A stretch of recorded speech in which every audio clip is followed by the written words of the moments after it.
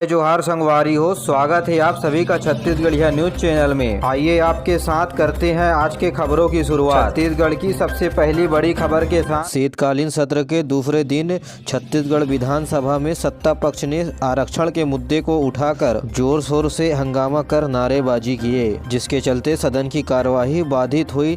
विधानसभा अध्यक्ष डॉक्टर चरणदास महंत ने 10 मिनट के लिए विधानसभा सत्र को स्थगित कर दिया। प्रश्नकाल खत्म होने के बाद कांग्रेस सदस्यों ने नारेबाजी शुरू कर दिए। साथ ही नारायणपुर में धर्मांतरण को लेकर के हुए विवाद के चलते सदन में जमकर नारेबाजी हुई, जिसके चलते सदन की कार्यवाही आज सुबह 11 बजे तक स्थगित कर दिया गया है। वहीं संविदा कर्मचारियों के नियमितीकरण की मांग का मुद्दा सदन में उठाया गया। भाजपा विधायक शिवरतन शर्मा के सवाल जवाब में स्वास्थ्य मंत्री टी.एस. सिंहदेव ने कहा कि संविदा कर्मचारी और अनियमित कर्मचारियों को नियमित करने की बात घोषणा पत्र में कही गई थी। इसके आधार पर सभी विभाग से जानकारी मंगाई जा रही है। साथ ही ये भी बताया गया कि सरकारी बजट के अनुसार नियमित कर्मचारियों को किए जाएंगे। आने वाले बजट में संविदा और अनियमित कर्मचारियों को नियमित करने का प्रावधान रखा जाएगा।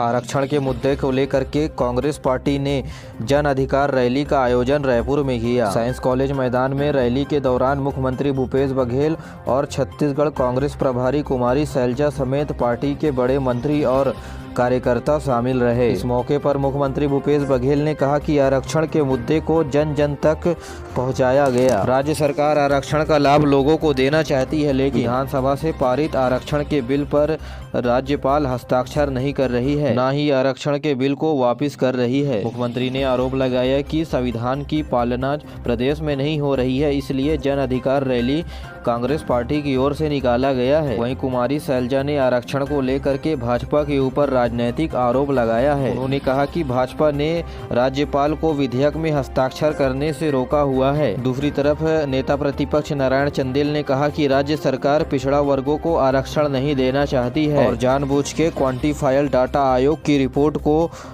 सामने नहीं कर रही है। सरगुजा में 72 वर्ष का हाथी विजय बहादुर की मौत हो गई। सिविल बहादुर को छत्तीसगढ़ के सबसे बुजुर्ग हाथी के रूप में जाना जाता था। बीते दिनों सुबह राजकोला हाथी अभ्यारण्य क्षेत्र में उसकी सुबह मौत हो गई। वहीं मनिंदगढ़ भरतपुर चिरमिरी जिले में मनिंदगढ़ वन मंडल में तेंदुए के हमले से एक महिला की मौत हो गई। छत्तीसगढ़ में जवाहर नवोदय विद्यालय चयन परीक्षा के लिए आवेदन मंगाए जा रहे हैं। 2023 में कक्षा 6वीं में प्रवेश के लिए पंजीयन की अंतिम तिथि 31 जनवरी तय की गई है। जी हां, प्रदेश में अध्ययनरत 5वीं के समस्त विद्यार्थी अंतिम तिथि से पूर्व ऑनलाइन आवेदन फॉर्म भर सकते हैं। आपको बता दें कि जवाहर नवोदय विद्यालय की प्रवेश परीक्षा 29 अप्रैल को होनी है।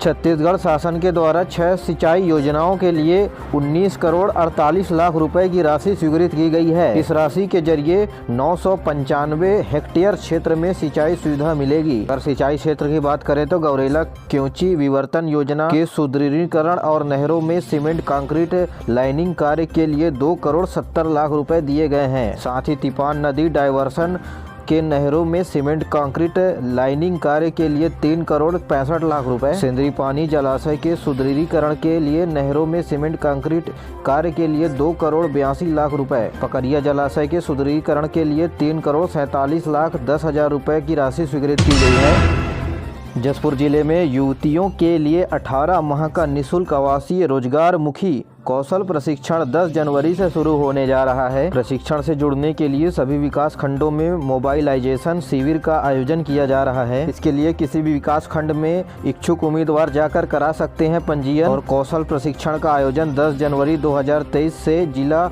लाइवलीहुड परियोजना कॉलेज में आयोजन किया जा रहा है। प्रशिक्षण में software programming, graphic design, management, finance तथा अकाउंटिंग एवं एजुकेशन के कोर्स शामिल किए गए हैं। आपको बता दें कि इस प्रशिक्षण के लिए 150 सीट उपलब्ध है। 10वीं पास लड़कियां इस कोर्स के लिए आवेदन कर सकती हैं। वहीं उम्मीदवारों के 17 से 19 वर्ष आयु सीमा भी तय की गई है। प्रशिक्षण के लिए भोजन और आवास की भी सुविधा युवतियों को दी गई है।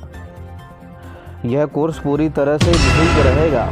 छत्तीसगढ़ सरकार के द्वारा शीतलहर से बचने के लिए क्या करें क्या ना करें, इसके संबंध में दिशा निर्देश जारी किया गया है। जी हां, दिसंबर से जनवरी के बीच ठंड अपने न्यूनतम बिंदु तक पहुंच चुकी है। नगरीय एवं ग्रामीण क्षेत्रों में निसहाय, आवासहीन, गरीब, वृद्ध एवं स्कूल जाने वाले विद्यार्थी आदि सभी ठंड से प्रभावित होने की संभावनाएं हैं, जिसे देखते हुए दिशा निर्देश जारी करते हुए कहा गया है कि आवश्यक कार्य होने पर ही घर से बाहर जाएं। वृद्ध एवं बच्चों का ध्यान रखें तथा उन्हें अकेला न छोड़ें। आवश्यकता अनुसार गर्म पानी पीते रहें। बिजली का प्रवाह अवरुद्ध होने की स्थिति में फ्रिज में खाने के सामान 48 घंटे से ज्यादा न रखें। शीतलहर से बचाव के लिए सिर व कान में टोपी या मफलर से ढक कर रखें। सर्दी संबंधित यदि शरीर में कोई लक्षण दिखाई दे, जैसे नाक, कान, हाथ, पैर, उंगली आदि लाल हो या असामान्य तापमान की स्थिति पर अत्यधिक कांपना, सुस्ती, कमजोरी, सांस लेने में आदि परेशानी हो तो तत्काल अपने नजदीकी शासकीय स्वास्थ्य संस्था में संपर्क करें। युवाओं को प्राइवेट नौकरी पाने का सुनहरा अवसर नारायणपुर जिले में मिल रहा है। Machine operator assistant plastic processing प्रशिक्षण हेतु 10 जनवरी तक आवेदन आमंत्रित कर सकते हैं। रोजगार युवाओं को सीपेट द्वारा रायपुर में प्रशिक्षण 3 माह के लिए दिया जाएगा। इसके लिए युवाओं के पास स्थायी प्रमाण पत्र, 8वीं पास एवं 18 से 35 वर्ष के बीच उम्र होनी चाहिए। नारायणपुर जिले के इच्छुक उम्मीदवार अपने विकास खंड में जाकर आवेदन कर सकते हैं।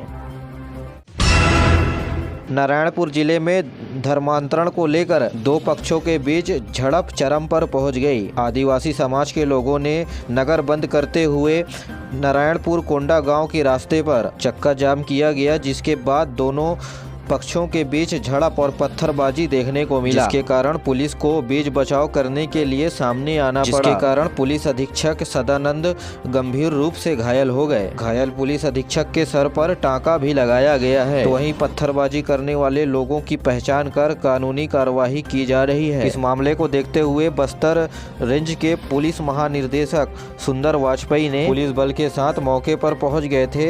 अभी स्थिति नियंत्रण में बताया जा रहा है। जानकारी के मुताबिक नारायणपुर के बंगलापारा में धर्मांतरण के खिलाफ 2 पक्षों के बीच झड़प हुआ। आदिवासी समाज का आरोप है कि एक विशेष समुदाय के लोगों के द्वारा आदिवासियों के साथ मारपीट किया गया। वहीं दूसरे पक्ष का आरोप है कि बंगलापारा स्थित गिरजाघर में घुसकर तोड़फोड़ आदिवासी समाज के द्वारा किया गया। इस घटना के बाद एक जगह पर पुलिस बल तैनात कर दिया गया है।